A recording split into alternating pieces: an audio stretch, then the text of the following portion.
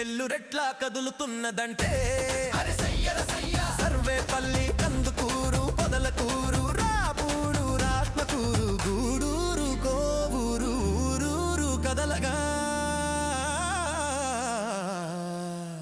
విన్నారుగా ఈ పాట రాసింది నేనే.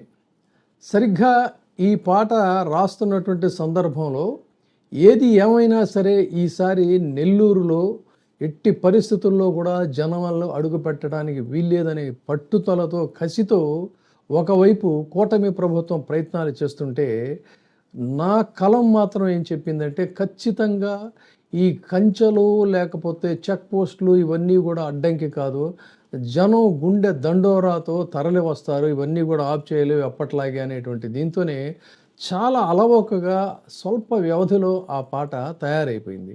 నిజంగానే ఆ పాట జగన్మోహన్ రెడ్డి నెల్లూరు పర్యటనలో ఆ పాట పోటెత్తింది. జనం గుండె దండోరాగా కదలి వచ్చారు. ఇది ఎందుకంటే ఒక ప్రజానాయకుడిని చూడకుండా అడ్డుకోవాలని రోడ్లను తవ్వించి చెక్ పోస్టులు పెట్టి ఇనప కంచెలు వేసి వేల పోలీసులను మోహరింపజేసిన మళ్ళీ అదే సీన్. జగన్ నుంచి జనాల్ని వేరు చేయలేరని, ఎటువంటి పరిస్థితుల్లో కూడా ఇది సాధ్యం కాదని సింహపురి గర్జించి మరీ లాఠీకి జవాబు చెప్పింది. పోలీసులు కళ్ళెర్ర చేసిన కళ్ళల్లో కరుణ నింపుకొని వచ్చిన ఆ నేత కోసం జనం అన్ని రకాల ఆంక్షల్ని ఛేదించుకొని వచ్చారు. లాఠీ దెబ్బలు తిన్నారు. జగన్ అన్నంటే జగన్ పేరంటే జనం గుండె దండోరా వేస్తామని రుజువు చేశారు. నెల్లూరు జనం పోలీసుల వలయాన్ని ఛేదించి తమ నాయకుడిని చూసేందుకు పోటెత్తారు. అణచివేతకు లొంగదు ఆత్మాభిమానం అని చెప్పని ఎగసిపడింది అభిమానం. వేధించిన వెనక్క తగ్గని విశ్వాసం. రోడ్లు తవ్వండి, రాళ్ళు వేయండి, గేట్లు పెట్టండి, మా వీపులు పగలగొట్టండి, అయినా సరే జనం గుండెల్లో జగన్ ఉన్నంత మాత్రం మేము వీటిని లెక్క చేయమని చెప్పని అదే రీతితో అదే స్ఫూర్తితో ముందుకు కదిలారు. ఒక ప్రభుత్వ దుర్మార్గాన్ని ప్రశ్నించే గొంతుక జగన్. పేద జనం కుట్రలపై ఓ గర్జన జగన్. ప్రజా ప్రేమకు ప్రతీక జగన్. ప్రజాస్వామ్యాన్ని కాపాడుకునేందుకు, ప్రజానాయకుడిని ఆదరించేందుకు జనమే ఒక ఉద్యమంగా కదిలి వస్తుంటే సింహపురి జనసింహమై గర్జించిందన్నట్టుగా ఉంది. అప్పుడెప్పుడో స్వాతంత్ర పోరాటంలో బ్రిటిష్ పాలకులు ఆ పోరాటాలను అణిచివేసేందుకు వీధుల్ని మూసేసేవాళ్ళు, గుంటలు తవ్వేవాళ్ళు. ఆ నీడలు ఆ జాడలే ఆదర్శమైన కూటమి పాలనలో జనం గుండె చప్పుడైన నాయకుడిని కలవకుండా సరిగ్గా అలాంటి పనులే చేశారు. అలాంటి దాష్టికాలకే ఒడిగట్టారు. అమాయకుల మీద లాఠీలు విన్యాసం చేశాయి. కానీ చివరికి ఏం జరిగింది, ఏం ఒరిగింది? జగన్ అంటే అది ఒక నాయకుడి పేరు కాదని, అది లక్షల గుండెల్లో ధైర్యం అని, ఒక మనిషి రూపంలో సగటు ప్రజల చైతన్యం అని, ఆయన వస్తున్నాడంటే మేము వస్తాం, ఎన్ని ఆటంకాలైనా అధిగమిస్తాం, చెక్ పోస్టులు మమ్మల్ని ఆపలేవు, ఇనప కంచెలు మాకు అడ్డు కావు, మా కన్నీటి జలంలో అవి తేలిపోతాయి అని జగన్ శ్రేణులు లాఠీలు లెక్క చేయకుండా వచ్చినటువంటి తీరు చూస్తే పోలీసులకే అర్థం కాక తలలు పట్టుకుంటున్నటువంటి పరిస్థితి. ఈ కూటమి ప్రభుత్వం ఎన్నిసార్లు ఎన్ని రకాల ప్రయత్నాలు చేసినా కూడా ప్రతిసారి కూడా వాళ్ళకి అదే ఇది అవుతుంది. అయితే ఈసారి కొత్తగా రోడ్ల మీద గోతులు తవ్వించారు.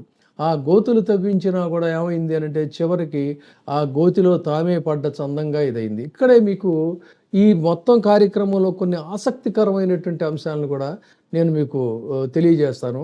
అంతకంటే ముందు జగన్మోహన్ రెడ్డి పర్యటన వ్యూహాత్మకంగానే జైలు దగ్గరికి ఎవరు రాకూడదు అని అంటే ఎవరు కూడా రాకుండానే వాళ్ళు ఉన్నారు.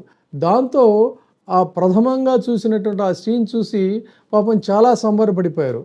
అయితే ఈలోపు మీడియా వాళ్ళు అక్కడ ఉన్నటువంటి స్థానిక నాయకుల యొక్క ఒపీనియన్ తీసుకుంటున్నప్పుడు వాళ్ళు ఎంత కాన్ఫిడెంట్గా చెప్పారంటే, ఎస్ జైలు దగ్గర అయితే జనం ఉండరు, అది సింగిల్ రోడ్డు, మాకే ఇబ్బంది లేదు, కానీ చూస్తూ ఉండండి జనం ఎలా వస్తారో, జనం ఎక్కడి నుంచి వస్తారో అని చెప్పని చాలా కాన్ఫిడెంట్గా చెప్పినటువంటి స్థితి చూస్తే ఇది నిజంగా పోలీస్ ఇంటెలిజెన్స్కి కూడా అందనటువంటి రీతి.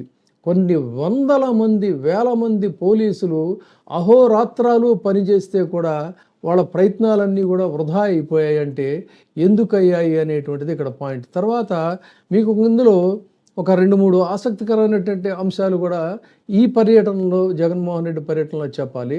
అయితే జగన్మోహన్ రెడ్డి గారు వెళ్ళిన తరువాత ఆయన అక్కడ పెట్టినటువంటి ప్రెస్ మీట్‌లో చాలా అనేకమైనటువంటి విషయాల్ని ఆయన ఏకరువు పెట్టారు. ఎంతమంది మీద కేసులు పెట్టారు, ఎన్ని రకాలుగా అక్రమ కేసులు పెట్టారు, ఎంతెంత మందిని వేధిస్తున్నారు. అసలు ఇది ఎక్కడా కూడా ఒకవైపు దోపిడీ చేసుకుంటూ కూడా ఒక శాడిస్టిక్‌గా, అంటే ఎప్పుడో పెద్దిరెడ్డి రామచంద్రారెడ్డి గారు మన చంద్రబాబు నాయుడు గారు క్లాస్మేట్స్గా ఉన్నప్పుడు ఆయన ఏదో ఇన్ని చెప్పుతూ కొట్టాడని, అది కడుపులో పెట్టుకొని చేస్తున్నాడని, అక్కడ నుంచి మొదలు పెడితే తాజాగా వర్తమానంలో ఎవరెవరి మీద ఎన్నెన్ని కేసులు పెట్టారు ఏది కూడా మర్చిపోకుండా, ఏది వదలకుండా అన్నిటినీ కూడా ప్రస్తావిస్తూ అంతమంది నాయకులందరినీ కూడా తన యొక్క వాళ్ళ వ్యవహారాలన్నీ కూడా తన మస్తిష్కంలో పదిలంగా ఉన్నాయనేటువంటి మాట చెప్తూనే, వీటన్నిటినీ ఇకనైనా ఆప్ చేయకపోతే వాళ్ళందరినీ కూడా గతంలో చెప్పినటువంటి మాదిరిగానే సప్త సముద్రాల అవతలు ఉన్నా కూడా వాళ్ళని తీసుకొస్తానని చెప్పినటువంటి ఇది కూడా అక్కడ ఉన్నటువంటి శ్రేణుల్లో ఒక రకమైనటువంటి జోష్ నింపింది. అంటే వాళ్ళంతా ఎంత కసిగా ఉన్నారని చెప్పని. ఎందుకు ఈ కసి? అసలు ఈ సమస్యకు మూలం ఎక్కడ? సమస్యను ఉత్పన్నం చేసిందే కూటమి ప్రభుత్వం, ఆ సమస్యను మరింత జటిలం చేస్తుందే కూటమి ప్రభుత్వం. దాంట్లో వాళ్ళ రాజకీయ వికృత క్రీడలో అనవసరంగా పోలీసుల్ని పావుల్ని చేస్తున్నారు. ఇది పోలీసు వారు కూడా ఆలోచించాల్సినటువంటి అవసరం ఉంది. అదేవిధంగా ఇంతమంది పోలీసుల్ని మోహరింపజేసిన, రోడ్లు తవ్వేసిన, ముళ్ళ కంచెలన్నీ కూడా ఏర్పాటు చేసిన, మరి ఎక్కడి నుంచి ఈ జనం వచ్చారు అన్నట్లయితే ఆ పాటలో రాసినట్టుగా ప్రతి ఊరు కూడా జనం కదలి వచ్చారు. అంతేకాకుండా వాళ్ళు అక్కడ స్థానికులు, వాళ్ళకి ప్రతి మార్గం కూడా వాళ్ళకి తెలుసు, ఎటు నుంచి వెళ్ళాలో కూడా వాళ్ళకి తెలుసు. ఆ విధంగా వాళ్ళు ఏం చేశారంటే, ఈ పోలీసులు ఎలాగూ ప్రధాన రహదారుల మీద మనల్ని రానివ్వరు, అదేవిధంగా కొన్ని ప్రధానమైనటువంటి రహదారులకు అటుపక్కన ఇటుపక్కన కూడా కంచెలు వేస్తారు. సో మన రాస్తా ఏంటి అనేటువంటి రాస్తాని వాళ్ళు ముందుగానే రూపొందించుకున్నారు. కాబట్టి ఆ రకంగా గతంలో జగన్మోహన్ రెడ్డి గారి ప్రోగ్రామ్స్లో డొంకల్లో వాటిల్లో బైకులు వేసుకునే విధంగా అయితే వచ్చారో, ఈసారి కూడా అదే విధంగా వచ్చినటువంటి సందర్భం. అయితే గత అనుభవాన్ని దృష్టిలో పెట్టుకొని ప్రభుత్వం కూడా ఏం చేసిందంటే, అక్కడ ఉన్నటువంటి పోలీసు అధికారుల కంటే కూడా కొంత కాఠిన్యంగా, లాఠిన్యంతో బుద్ధి చెప్పగలిగినటువంటి సమర్థులు, తమ మాటకి సై అంటే సై అనేటువంటి పోలీసు అధికారులనే వాళ్ళు ఎంచుకొని వాళ్ళని డిప్లాయ్ చేశారు. వాళ్ళలో ప్రధానంగా ఎవరన్నట్లయితే తిరుపతి నుంచి, గుంటూరు నుంచి దళాలను ఎక్కువ పంపించారు. అంటేనే వాళ్ళు ఎంతగా పాపం కూటమి ప్రభుత్వానికి డ్యూటీ చేస్తున్నారనే దాన్ని కూడా మనం అర్థం చేసుకోవచ్చు. కానీ అలాంటి వాళ్ళు వచ్చినా కూడా అక్కడ వాళ్ళ ఆటలు, వాళ్ళ ప్రయత్నాలు అయితే విఫలమయ్యాయని చెప్పాలి. అంతేకాకుండా మరొక చోట చూసినట్లయితే మొత్తం చుట్టూతా ముళ్ళ కంచెలు కొట్టించేసి, అంటే చాలా రోజుల నుంచే ఈ కార్యక్రమాలు మొదలయ్యాయి. ఆ ముళ్ళ కంచెలన్నీ కొట్టించేసి దాని మీద మళ్ళీ యువతల బ్యారికేడ్లు వేసుకుంటే, అక్కడ ఉన్నటువంటి కొంతమంది పెద్దవారు, జగన్మోహన్ రెడ్డి అభిమానులు, వాళ్ళు ఏం చెప్పారంటే మనకు స్వయంగా చెప్తున్నటువంటి మాటలు ఇవి. మా పంచలన్నింటినీ కూడా ముళ్ళ కంచెల మీద ఒక పక్కగా వేస్తాం, దాని మీద నుంచి మీరు నడుచుకుంటూ వెళ్ళండి, 5-6 పొరల కింద మనం తయారు చేద్దామని కూడా అంటే, అది కూడా అవసరం లేదు, మన దారులు మనకు ఉన్నాయని వారిని వారించారు కొంతమందికి అని మనకు కార్యకర్తల నుంచి తెలుస్తున్నటువంటి మాట. అదేవిధంగా కంపల మీద ఇదైతే కొంతమందికి పరిస్థితి చూసిన తర్వాత మీకు కొన్ని దృశ్యాలు చూడవచ్చు. పోలీసుల్లో, నేను గతంలో కూడా ఒక వీడియోలో చెప్పా, పోలీసుల్లో కూడా ఒక అంతర్మథనం అనేటువంటిది మొదలైంది.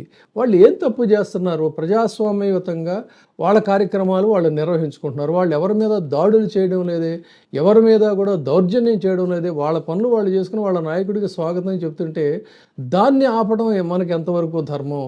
ఇది ఏ చట్టంలోనూ కూడా లేదు కదా. సో ఇలాంటి అరాచక అణచివేతలకు మనం ఎందుకు పావులు అవ్వాలి అనేటువంటి ఒక భావన అయితే ఖచ్చితంగా పోలీసుల్లో వచ్చింది. కానీ ఆర్డర్స్ని ఒబే చేయాలి కాబట్టి వాళ్ళు ఆ విధంగా ఉన్న తర్వాత కొన్ని చోట్ల ఆ జనం యొక్క ఉత్సాహాన్ని, జనం యొక్క ఆవేశాన్ని, ఉద్యమ స్ఫూర్తిని చూసిన తర్వాత వాళ్ళు కూడా కేవలం ప్రేక్షక పాత్ర వహించారు తప్ప అన్యాయంగా, అకారణంగా కొంతమంది పోలీసులు లాఠీ విన్యాసాలు చేసినట్టుగా అయితే తెగబడలేదు.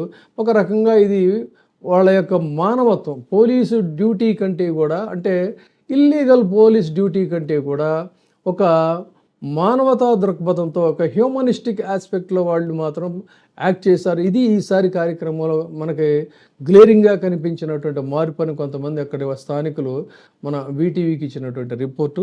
సో ఇలాంటి చాలా ఆసక్తికరమైనటువంటి విషయాలు ఈసారి ఈ నెల్లూరు పర్యటనలో జరిగాయి. మొత్తంగా ఏదైనా కూడా చూసుకున్నట్టయితే ఎన్ని గోతులు తవ్వించి ఎన్ని రకాల ఎత్తులు వేసినా ఆ గోతుల్లో అనే కూటమి ప్రభుత్వం పడ్డారు. తిరిగి మళ్ళీ జగన్మోహన్ రెడ్డి తనదే పై చేయనైతే నిరూపించుకున్నాడు.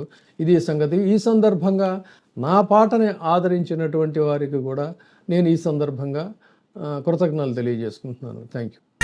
నెల్లూరెట్లా కదులుతున్నదంటే సర్వేపల్లి, కందుకూరు, పొదలకూరు, రాపూరు, రాత్మకూరు, గూడూరు, కోవూరు, ఊరూరు కదలగా. ఇప్పుడే సబ్స్క్రైబ్ చేయండి, లైక్ చేయండి, షేర్ చేయండి. VTV ప్రైమ్, మీ ఉత్తమాభిరుచుల సమ్మేళనం.